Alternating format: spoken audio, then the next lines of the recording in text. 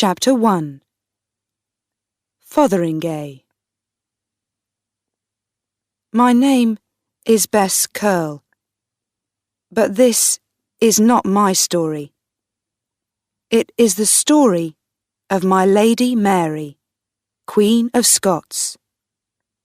She wrote the story, and then she gave it to me. I am going to give it to her son. She began the story a week ago. It was January 1587, and we sat here in our cold room in Fotheringay Castle in the north of England. We couldn't see much from the window. 1 or 2 houses, a river, some trees, some horses, and a road. That's all. The road goes to London, the home of Queen Elizabeth of England. Mary sat with her little dog in her hands and watched it all day long.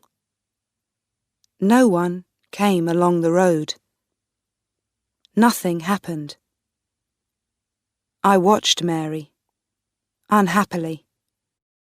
"Please, Your Majesty, come away from that window," I said. "It doesn't help. No one is going to come. Queen Elizabeth can't do it.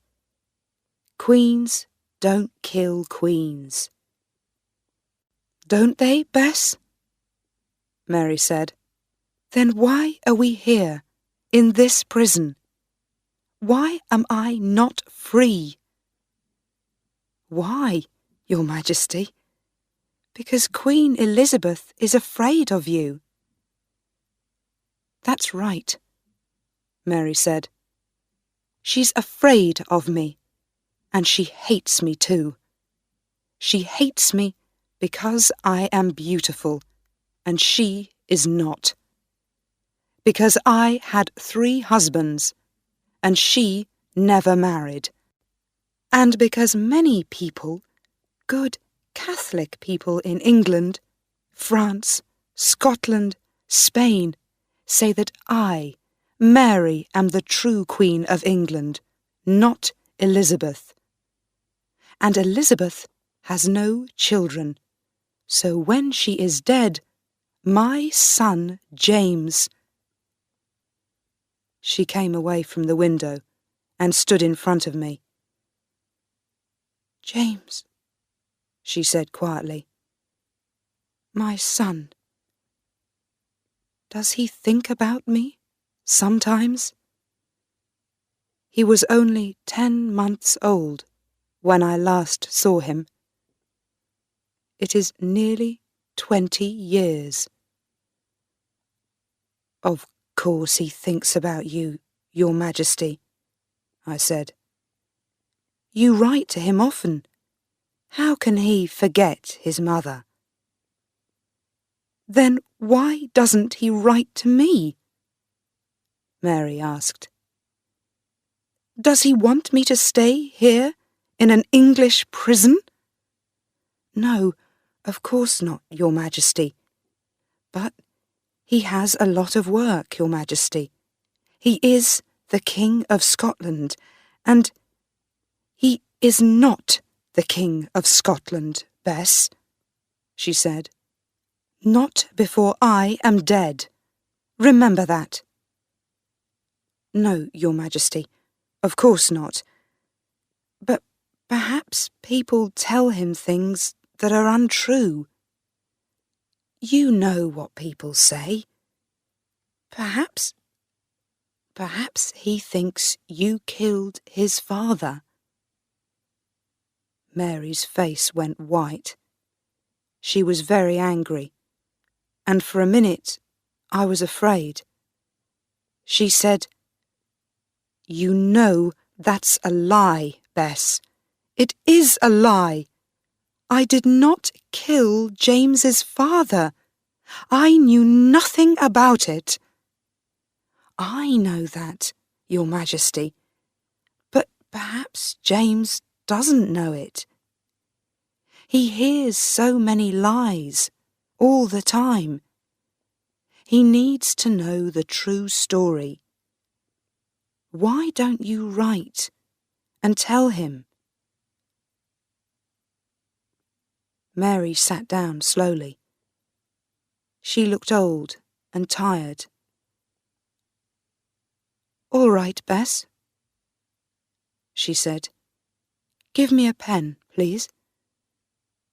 I'm going to write to James and tell him the true story. You can give it to him when I'm dead." "Dead, Your Majesty? Don't say that. You aren't going to die." Her old, tired eyes looked at me. "Yes, I am, Bess. You know what is going to happen. One day soon, a man is going to bring a letter from Queen Elizabeth, and then her men are going to kill me. But before I die, I would like to write to my son, James. I want to tell him the story of my life. So give me a pen, please." I gave her a pen. This is what she wrote.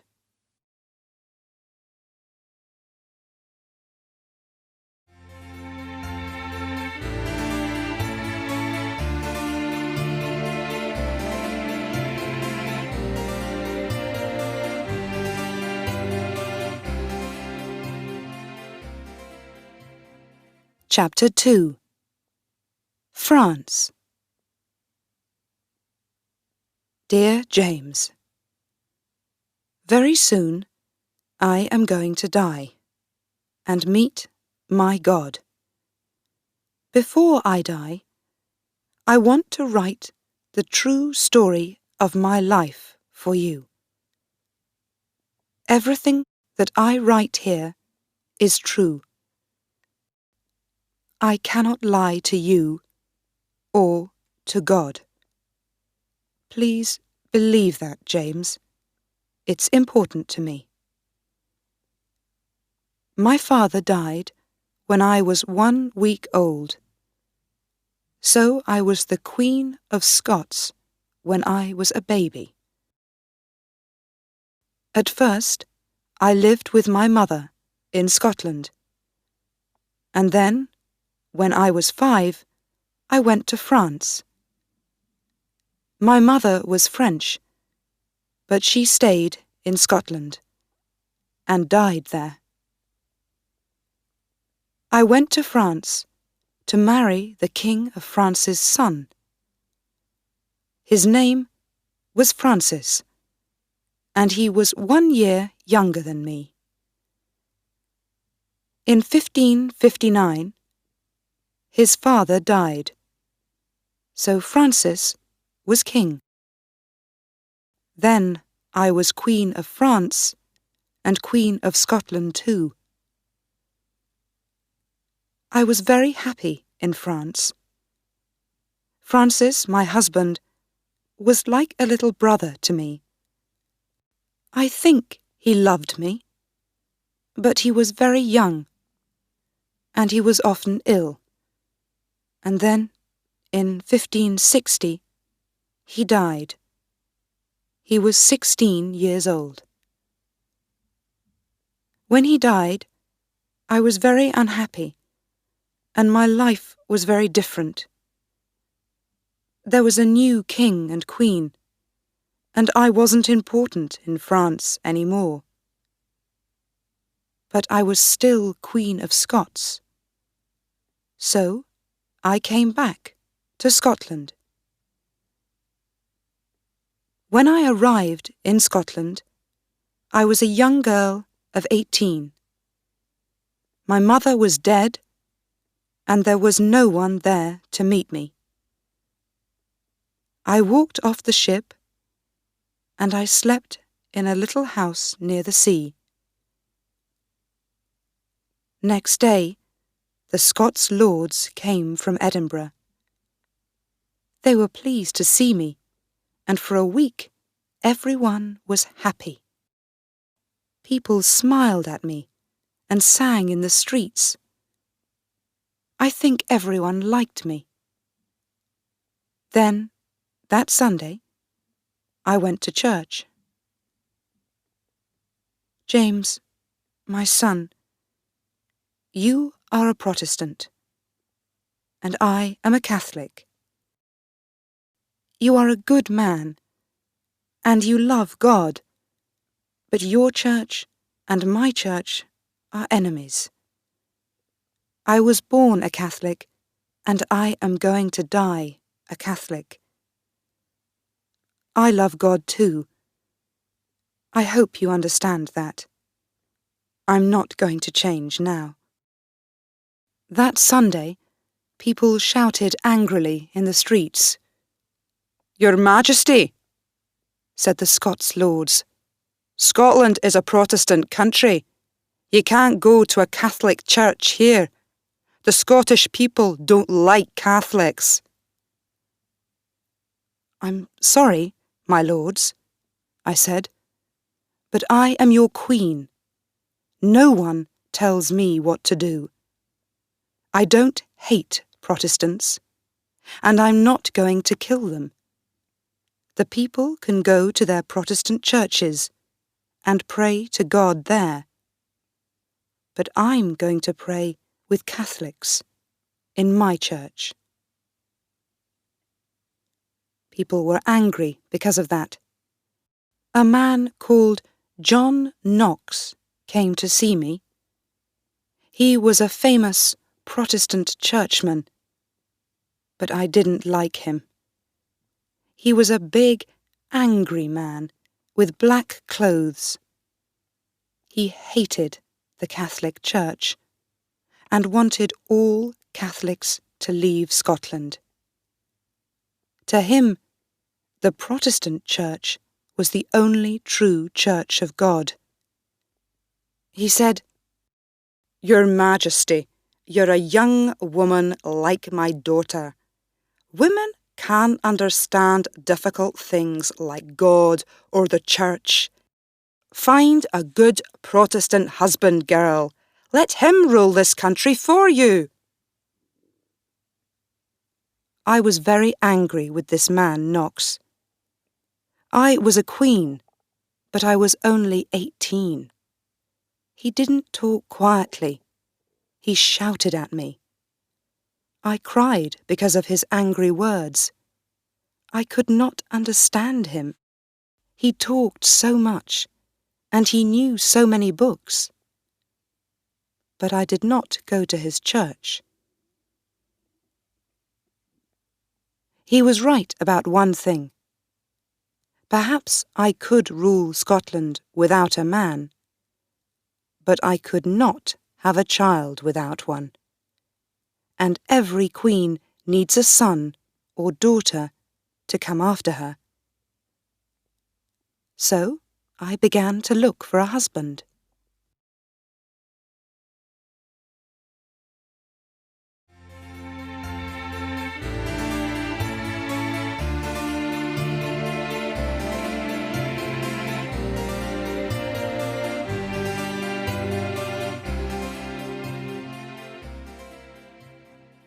Chapter 3.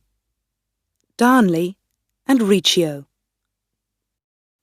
At first, I wanted to marry the son of the King of Spain, Don Carlos. But he was a Catholic, of course, and my Scots lords did not like that. It was difficult for me, James. I wanted to please myself. I wanted to please my friends and family in France, and to please my people too. And then there was the Queen of England. At first I wanted very much to be friends with Elizabeth. We wrote many letters and talked about a meeting. A meeting between two sister queens. Elizabeth wrote to me at this time. Our two countries need to be friends. You need a husband. I need a friend. Why not marry my friend Robert Dudley, the Earl of Leicester? He is a tall, strong man. I think he could be a good husband for you. I was very angry about this letter. There were a lot of stories about Elizabeth and Robert Dudley. They were good friends. He often danced and sang and talked with her. Sometimes, people said, he stayed in her room all night. Dudley had a wife, but one day she died very suddenly. It was an accident. She fell down the stairs, they say. But then, perhaps she was unhappy because of her husband and Elizabeth. And she writes to me about a man like this, I thought. She wants him to marry me because he is her friend, her lover, perhaps. She wants her lover to be King of Scotland. I found a better man than Dudley, James. I found Henry Darnley, your father.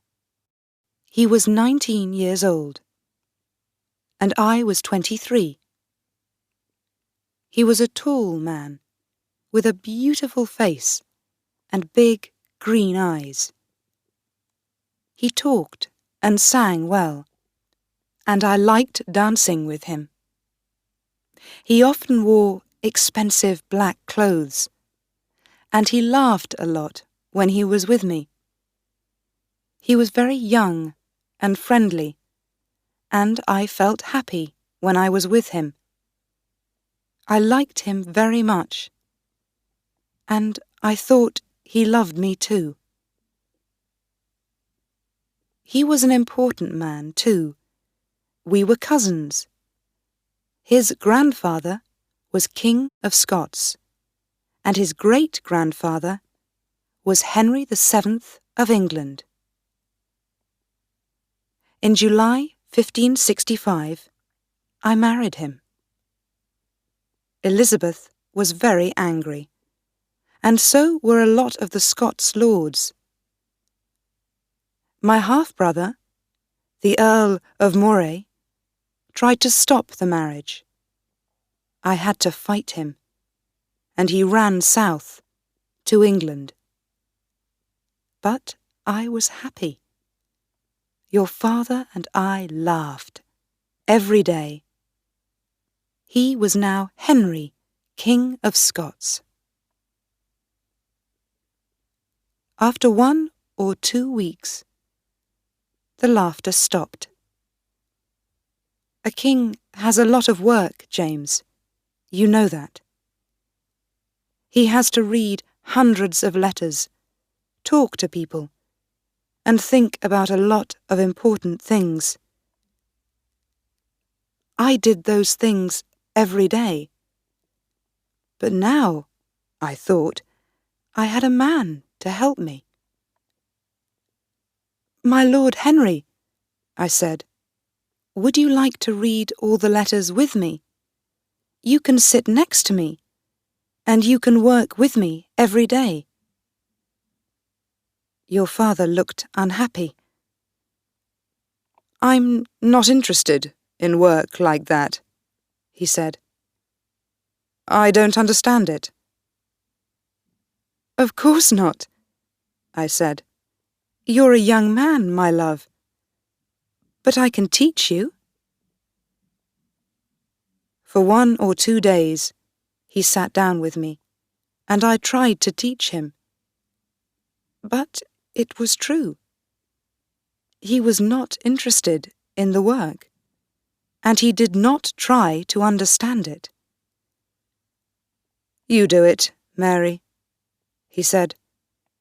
"I'm going out with my friends. We're going to ride and drink and swim." So I did all the work. At night, too, he often went out with his friends in the town.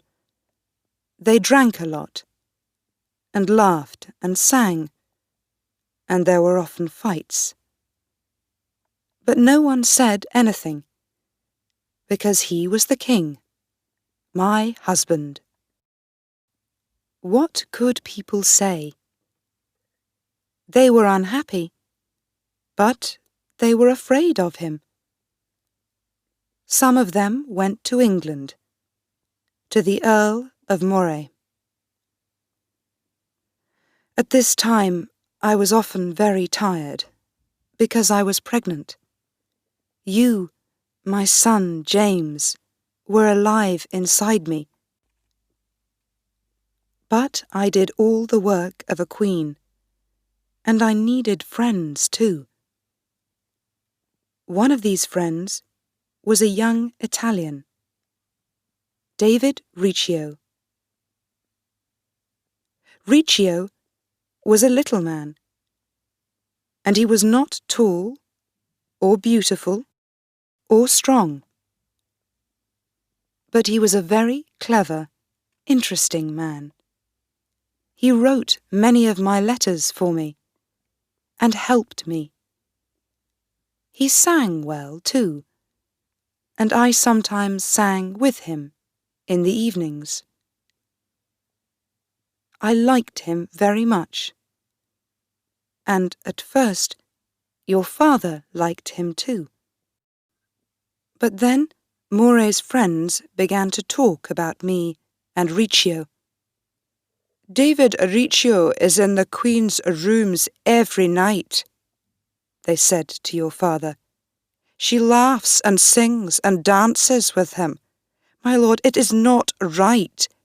He is not a Scotsman, and he is not her husband. He is always with her."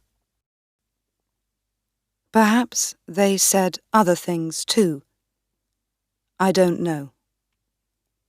A lot of Scots lords listened to them. But I tell you, James, before God, I did nothing wrong.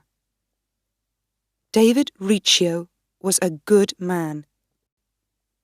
He worked hard, and he helped me, so of course I liked him. Your father did not work.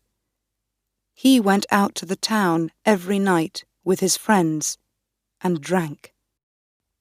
And then one night, your father came home.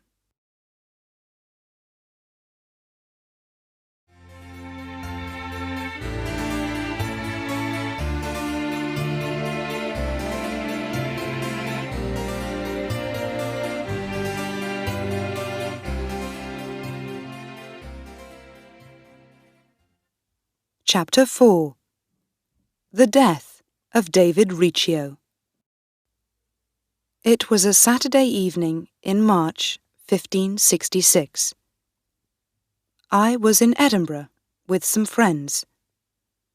David Riccio was there, with 6 or 7 other people. We were in a small room, but there was a good dinner on the table, and we were happy. It was dark outside, but inside it was warm and friendly. Suddenly, a door opened behind me. In the door was Henry Darnley, my husband. I stood up and smiled. "Good evening, my lord," I said. "Please come in. Would you like something to eat?" "No, thank you," he said. "I'm not hungry. But I want to sit next to you, wife. Please tell that man to move." A man got out of the chair next to me, and Darnley sat beside me. Then he put his arms round me. I did not like it. His face was hot, and his eyes looked unhappy. But I smiled and said, "I'm happy to see you, my lord." "Are you, Mary?" He laughed. "Are you really?" "Yes, of course, my lord, but—" Then the second door opened, and his friend, Lord Ruthven, stood there. He had a knife in his hand. His face was red, and he looked very angry. At first, no one moved. Then Ruthven said, "Your Majesty, send David Riccio out of this room now. I want him." I looked at Riccio. He was afraid. "Why?" I said. "Why do you want him?" "He is a bad, wicked man," Ruthven said. "Send him out." "No," I said. "You want to kill him. David Riccio is my friend. He stays here, with me." "He goes out, woman," Lord Ruthven said. "King Henry, hold your wife, please." I stood up, but Darnley held my arms, and I could not move. David Riccio ran behind me and held my dress. My friends in the room stood up too, and moved towards Ruthven angrily. But he had a knife in his hand. "Get back," he said angrily. "Don't touch me." Then 5 men with knives ran into the little room, and there was a fight. One man held a knife in my face, and another man hit David Riccio behind me. Then they pulled him out of the room. "Help me!" he screamed. "Help me, my queen, please! They're going to kill me! Don't— ah!" I couldn't help him, because Darnley had me in his arms. But I could hear David Riccio's screams. I think he fell down the stairs, and he screamed for 2 or 3 minutes. Then it was quiet. "What are you doing?" I asked Darnley angrily. "Riccio is a good man. Why are you doing this?" Darnley laughed. "You are my wife, Mary, not David Riccio's," he said. "So why are you with him every evening? You never talk to me."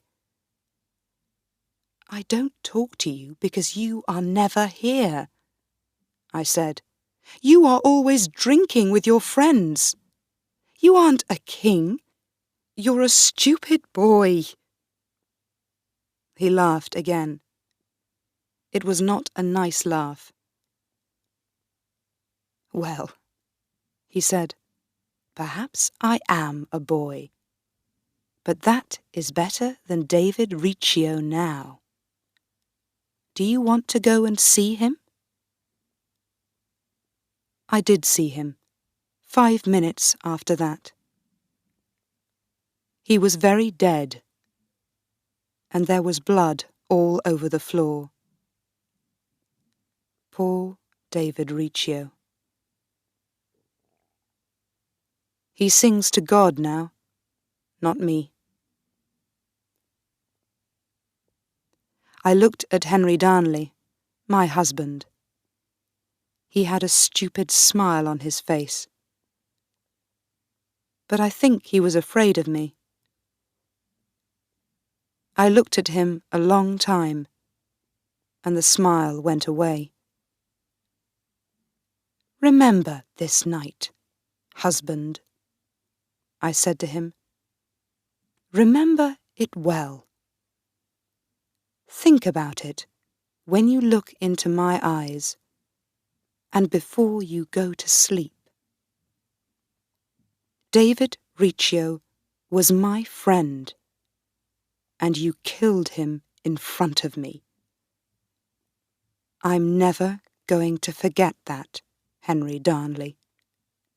Never.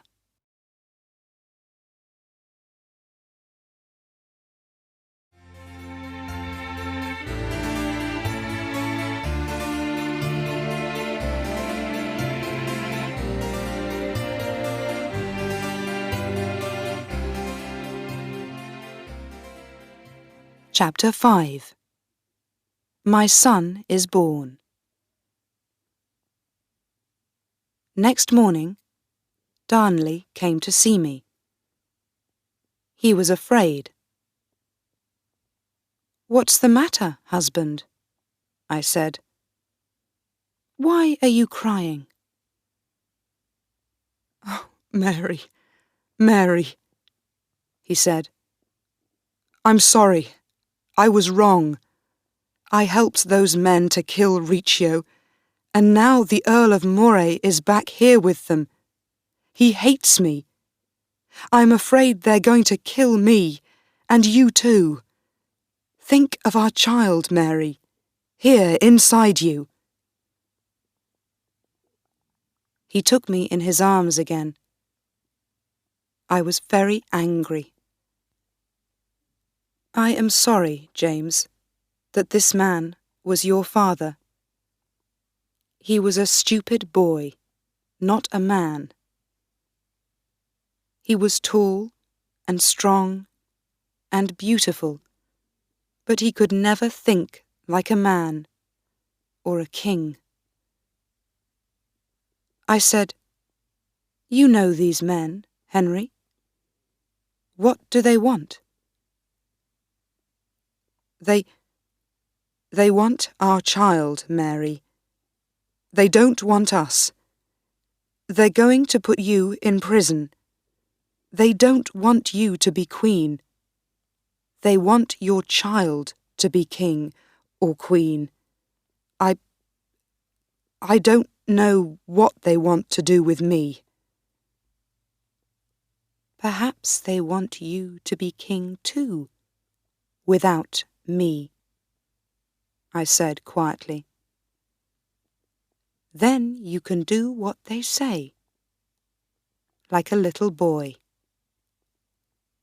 Perhaps, Mary. They said that yesterday. But now that Moray's here, I don't know, I'm afraid. Please help me. He began to cry again. What can we do? We can run away, I said. We can leave Edinburgh quickly and quietly, before Ruthven and his men stop us. Be quiet for a minute. I want to think. I walked up and down for 2 or 3 minutes. Then I said, Henry, go back to these men. Tell them... No, Mary, please. I can't. I'm afraid of them. Listen to me, Henry, and try to be a man. Go and tell them I'm ill, because of the child. Say I'm not angry with them. Tell them anything. Lie to them. Then tonight, bring some men and horses here, behind the castle.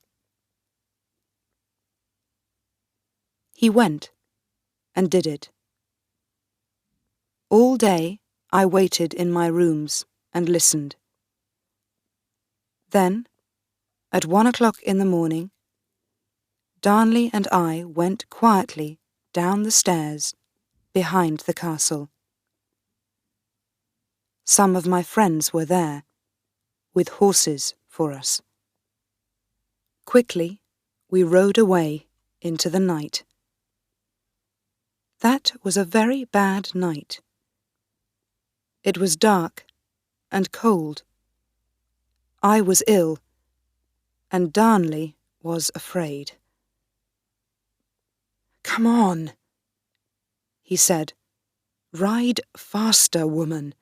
You're too slow." But I was pregnant, and it was cold and dark. We rode for 5 hours in the rain. "I can't, Henry," I said. "I'm ill. Think of the baby. I don't want it to die." "Why not?" he said. "We can always make another one." "I'm sorry, but it is true. Your father said things like that, James." Then he rode away in front of me, into the dark. I rode slowly behind, with my good woman, Bess Curl. In the morning, we arrived at Dunbar Castle. Darnley slept, and I wrote letters to my friends. Next day, Lord Bothwell came to help me. I liked him. He was a good, strong man. Soon I had an army of 8,000 men. Bothwell and I rode back to Edinburgh with the army. Lord Ruthven died, and some of his friends ran away, but the Earl of Moray stayed. All that summer I ruled the country and waited for the baby. My husband stayed outside my rooms. I did not want to see him. No one did. Perhaps he drank with his friends. I don't know. And then, on the 19th of June, in a small room in Edinburgh Castle, my baby was born. It took a long time, but at last you were in my arms. James, my son. I asked your father to come in. "My Lord Henry," I said, "this is our baby. Look at him, my lord. Take him in your arms. He is your son. Isn't he beautiful?" But your father did not love me, James. Very often, after you were born, he slept with other women. I know that because he talked to everyone about it. I think he wanted people to know. And I am sorry, but I do not think he loved you, James. When I took you to church and gave you your name, he did not come. He wasn't interested. But because of him, David Riccio was dead. I could never forget that. Never.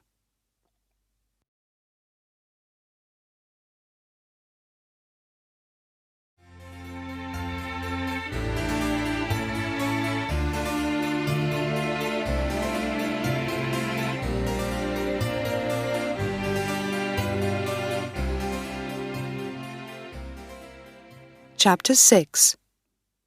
Kirkerfield. I had a new man to help me now. The Earl of Bothwell, a strong, clever man. He was older than me.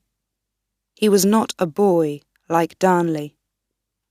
He worked hard, and he could think. He was a good fighter, and he was not afraid of other men. Perhaps you are like him, James, my son. In January, your father, Darnley, was ill in Glasgow. I went to see him and took him back to Edinburgh. He was unhappy and afraid of people. He saw enemies behind every door. Poor, stupid boy. He said he loved me again. I was angry, but I felt sorry for him too. He was very ill. It's not far now, Henry, I said. You can sleep in the castle. No, not there. Please, Mary, he said. I don't want to go into the castle. I'm afraid of it. But where do you want to go? I asked. Find me a little house outside the town and stay with me there, he said. We can be happy there. So I found him a small house called Kirkerfield, outside Edinburgh. He stayed there, in a room upstairs, and sometimes I slept in a room downstairs. Darnley was often afraid, and I visited him every day. Slowly, he got better. On Sunday the 9th of February, there was a big wedding in Edinburgh. After the wedding, Bothwell and I walked out to Kirkerfield to see Darnley and talk to him. Everyone sang and laughed and was very happy. At 10 o'clock, I was tired. Good night, my lords, I said. I'm going downstairs to bed. Lord Bothwell put his hand on my arm. Your Majesty, he said, you can't sleep here now. Don't you remember? People are dancing and singing in town tonight. Everyone wants you to go. Oh, yes, I forgot, I said. Of course, people want to see me there. So, good night, Henry. Sleep well. Darnley was very unhappy. Please, Mary, my love, don't go, he said. Don't leave me here. But I did not love him now. I remembered the night when Riccio died. So I smiled and said, Good night, Henry. Be a man now. Don't be afraid of the dark. Then I went downstairs with Lord Bothwell. Outside the house, we met one of Bothwell's men. He looked afraid, and there was something black on his face and hands. Jesus, man, how dirty you are, I said. Don't come near me with those hands. No, my lady, of course not, he said. He looked at Bothwell for a minute, and then ran away quickly. I laughed, got on my horse, and forgot about it. I tell you before God, James, I did not kill your father. It was not me. I knew nothing about it. Nothing. I sang and danced in town, and then went to bed in Edinburgh Castle. Then, at 2 o'clock in the morning, there was a sudden noise, a very big bang. Everybody heard it, all through the town. My God, I said, What's that?"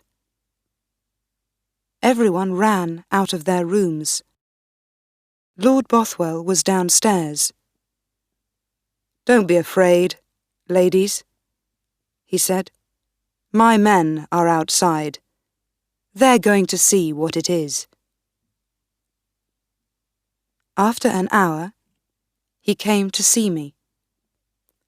"Please, sit down, my lady," he said. "I have some unhappy news." "Yes, my lord. What is it?" "It's your husband, Lord Darnley. He is dead."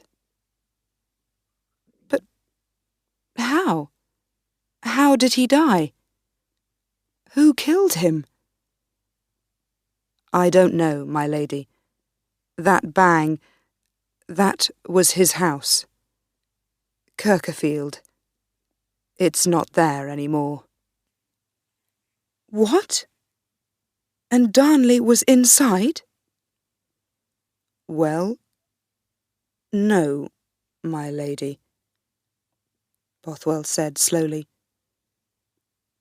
"My men found him in the garden, not in the house. He is wearing only night clothes, and there is no blood on him. But he is dead. I am sorry. Take me out there. I want to see him. Now." "Yes, my lady." I went out to Kirkerfield in the early morning. There was no house now. No walls, no doors, no windows, nothing.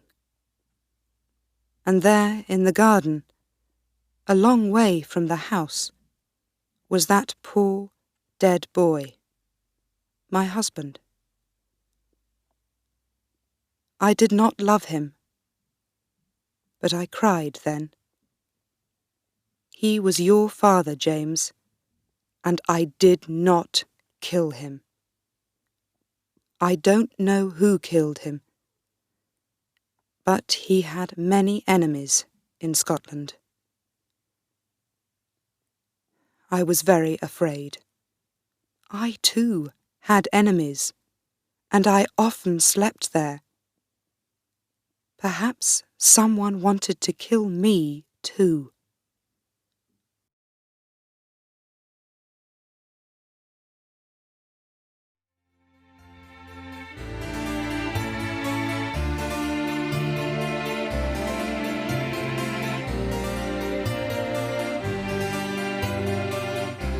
Chapter 7. Bothwell. Soon everyone in Europe heard the news. The Queen of France and the Queen of England wrote angry letters to me. "Who killed the king?" they asked. I was very unhappy at this time, James. We looked for the killers, but we could not find them. Please believe me, James. The Scots lords are difficult men. Some were friends, some were enemies, but they changed all the time. Many people in Scotland said, "Bothwell killed Lord Darnley." I heard them, outside the castle, and in the town, but I never believed it.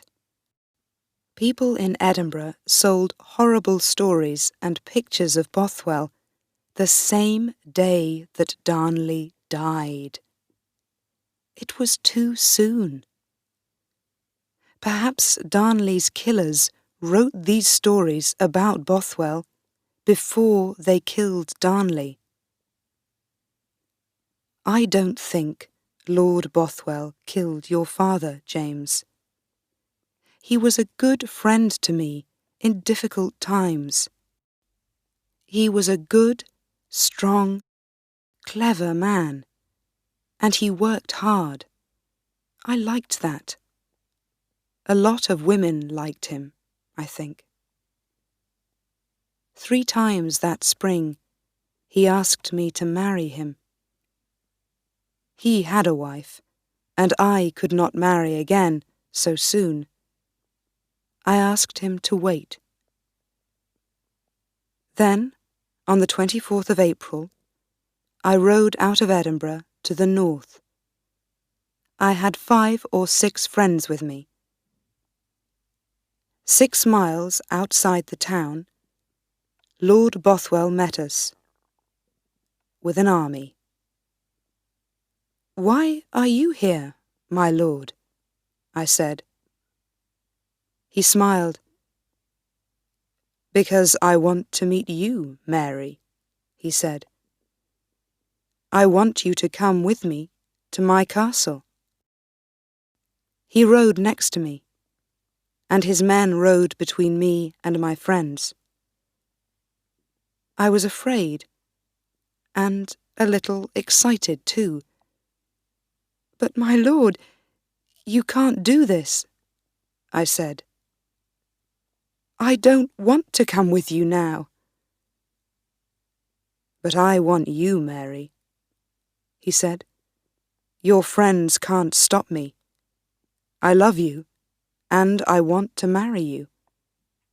What's wrong with that?" I said nothing. What could I say? I liked him, and he had an army. I had only 6 friends.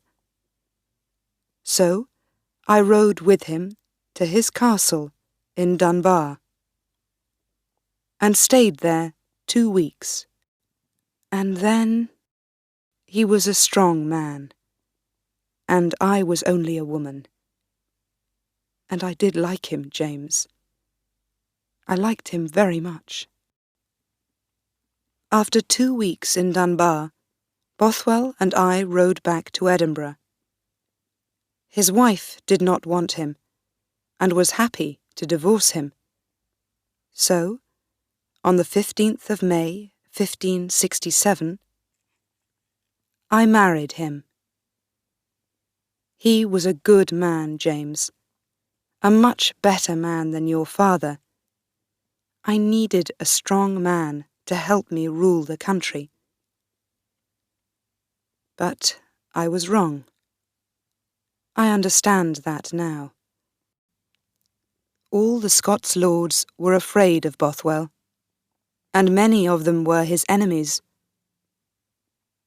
They had an army, and on the 15th of June, Bothwell and I rode out to fight them.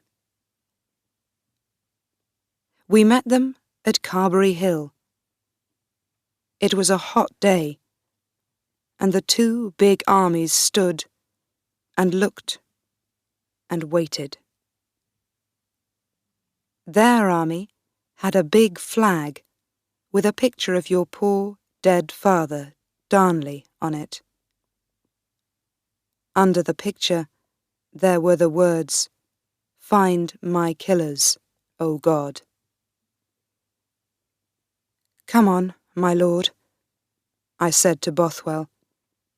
"Our army is better than theirs. Let's fight them." Bothwell rode up and down and talked to his men. But they didn't want to fight. They talked and looked at the flag and waited. Then some of them walked home. At 5 o'clock that evening, Lord Kirkcaldy rode from his army to talk to us. He said to me, "My lady, leave your husband and come with us. We don't want men to die." And so, because our men didn't want to fight, I went with him. It was a very bad day for me. They took me back to Edinburgh, and people in the streets screamed at me, "Kill the woman. She sleeps with her husband's killer. We want James to be king. Kill her now." I was unhappy and afraid, and I was pregnant again. They took me to Lochleven Castle and put me in a room like a prison. There I did not eat for 2 weeks. And Bothwell's children, there were 2 babies, were born dead. I nearly died too. I was so angry and tired and ill. Then, one day after the babies died, Lord Lindsay gave me a letter.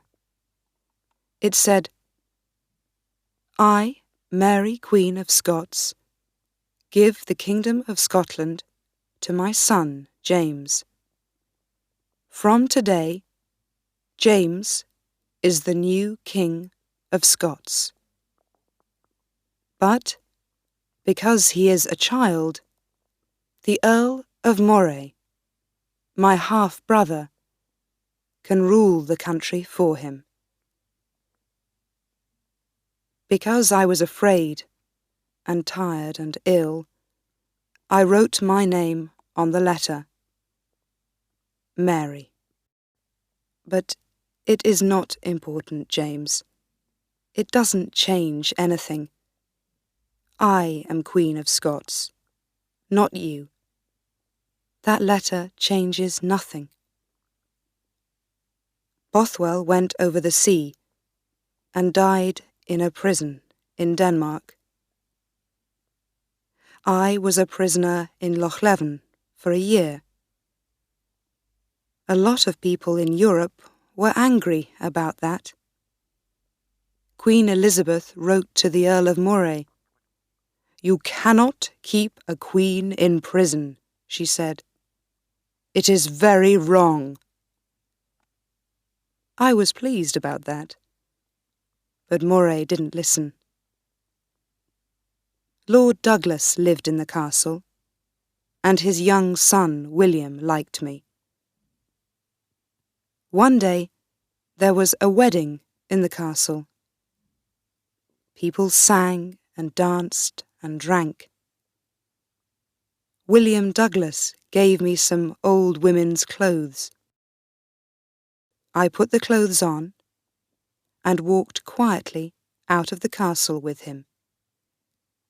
He shut the castle door behind us to keep his father's friends in. Then we got on some horses and rode away through the night. All my friends came back to me. Soon I had a big army. "Mary is our queen again," people said. "Give her back her son." You were in Earl Moray's castle, James, so I came to fight him. I rode with my army to Langside, near Glasgow, and there, James, there, my son, I lost the fight. I am so sorry. I had many good, strong men in my army, but Earl Moray's men were stronger. Many of my men died, and some ran away. After the fight, I ran away too. I did not want to go to prison again, so I rode south to England. Queen Elizabeth wants to help me, I thought. She understands. She wrote to Moray, and she is a queen, like me. I can come back to Scotland with her army, kill Moray, and find my baby son James. I am in England, but I am free. I can try again. I was wrong about that too. Very wrong.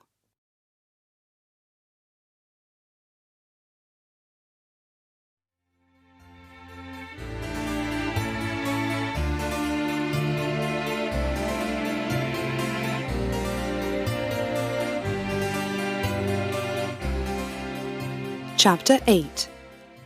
England. Elizabeth didn't give me her army. She put me in prison. You know this, James. It is the story of your life, not mine.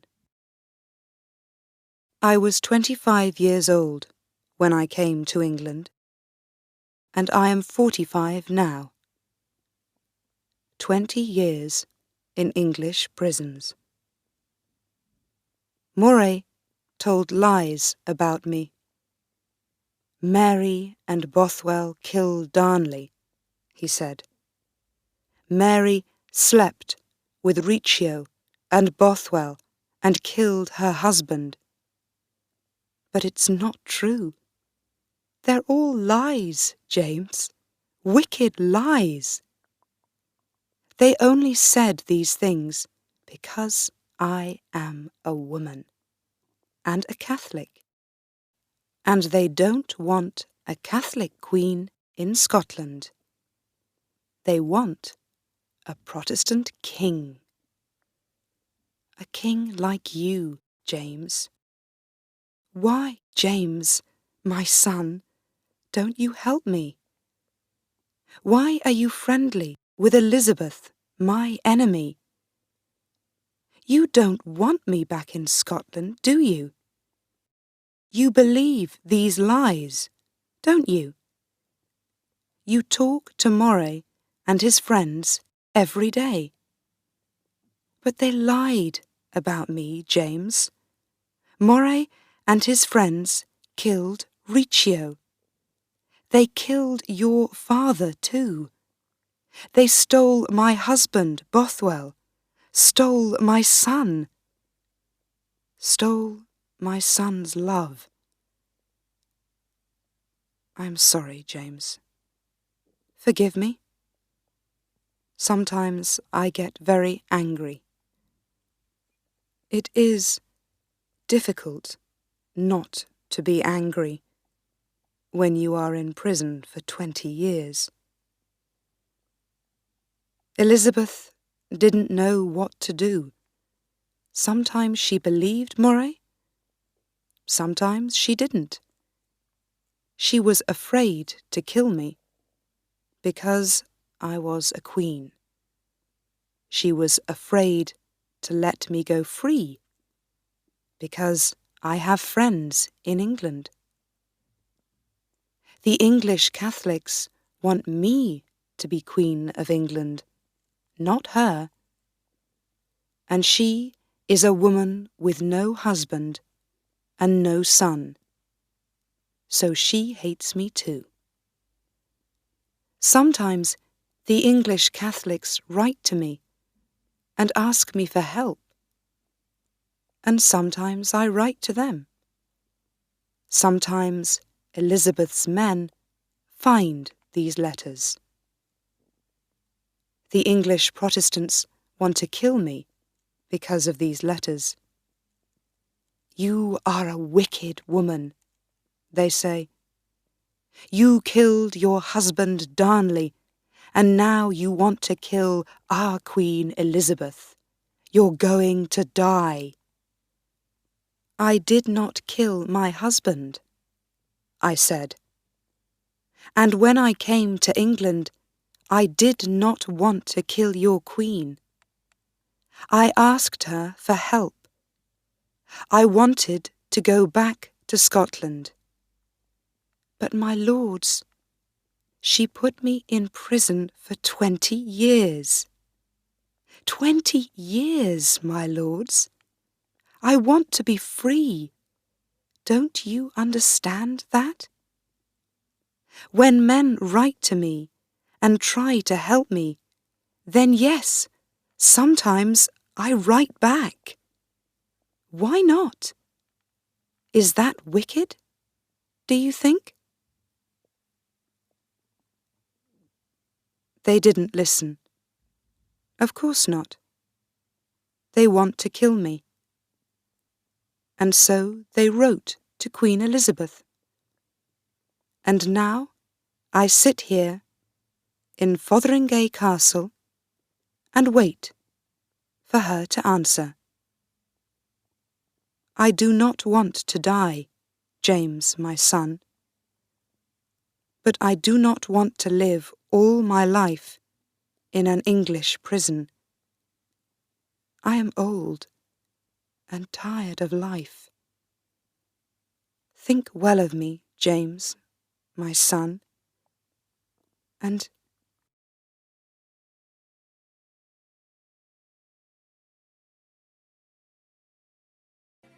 Chapter 9. A Death. Queen Mary stopped writing then. Yesterday afternoon, the 7th of February, 1587, we heard a horse outside our window. Mary looked out. There was a man there, on the road from London. He had a letter from the Queen of England. In the evening, an Englishman, Lord Shrewsbury, came to see Mary. "I am sorry, my lady," he said, "but I have a letter from my Queen. You're going to die. Tomorrow." Mary did not move. "When?" she asked quietly. "At 8:30 in the morning," he said. "I am very sorry, my lady." He went away. We did not sleep much that night. We talked and prayed to God, and she gave me her letter to her son James. "Give it to him, Bess, please," she said, "and tell him how I died." "Yes, my lady," I said. "And so now I am going to tell you, King James. This is how your mother died." At 6 o'clock, she got up, prayed, and dressed. She put on a red petticoat first, then a black dress and a white veil over the dress. The veil came from her head to her feet. She could see out through it, but we could not see her face. She looked like a woman on her wedding day. When the Englishmen came, we went downstairs with her. Her little dog walked beside her, under the veil, but the Englishmen didn't see that. 6 of us went into a big room with her. 100 people stood and watched. A Protestant churchman came to talk to her. "My lady," he said, "pray with me." "No," she said. "Thank you, but no. I was born a Catholic, and I'm going to die a Catholic. I think God understands that." She prayed for 5 minutes, and then stood up. The executioner came towards her. He was a big, strong man, with an axe and something black over his face. "I am sorry, my lady," he said. "I don't hate you, but this is my work. Please forgive me." "Of course I forgive you," Mary said. "I am old and tired, and you're going to open my prison doors for me. I am going to see God. Do your work well." Then she looked at me and her friends. "Don't cry for me, ladies," she said. "Please don't cry now. She could not walk to the block, so the executioner helped her. He took off her white veil, and then he took off her black dress and put it on the floor. She stood there in her red petticoat, with a smile on her face. Then the executioner put something over her eyes. Very slowly, Mary put her head on the block. "The Lord my God is my one true friend," she said. "I give my life, O God, into your hands." Then the executioner lifted his axe. Once. Twice.